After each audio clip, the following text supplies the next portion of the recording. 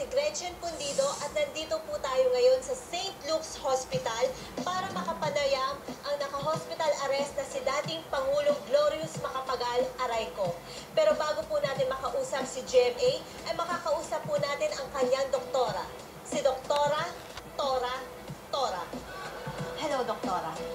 Magandang araw, Gretchen, at magandang araw din sa mga nanonood. Welcome dito sa St. Luke's Hospital.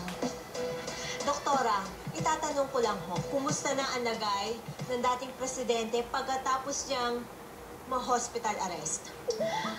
Actually, Gretchen, kailangan talagang magpahinga ng ating dating Pangulo dahil hindi pa magaling ang kanyang pinched nerve.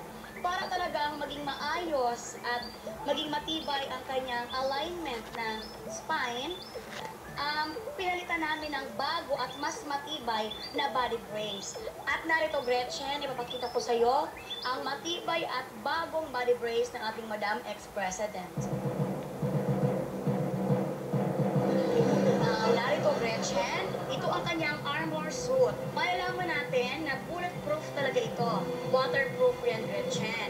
At hindi talaga siya kailangan pumunta ng ibang bansa para magpagamot at magpagaling doon dahil dito ka lang magiging maganda na ang alignment ng kanyang spine.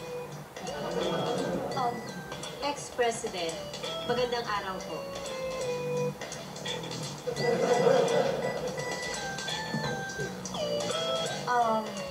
Ex-President, itatanong ko lang ho, kumusta na ho kayo?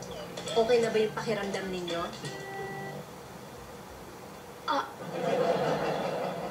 Madam Ex-President, are you okay? Madam Ex-President, are you okay? What's happening? Is anybody there?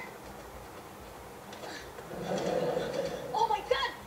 Nakatakas sa ating Madam Ex-President! Security! Security!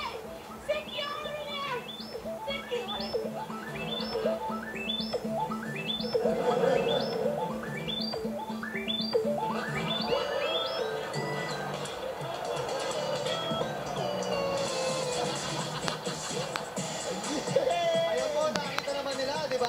Pero alam nyo, kami po dito sa hot issue ay hangad namin ang agarang paggaling ng dating Pangulo.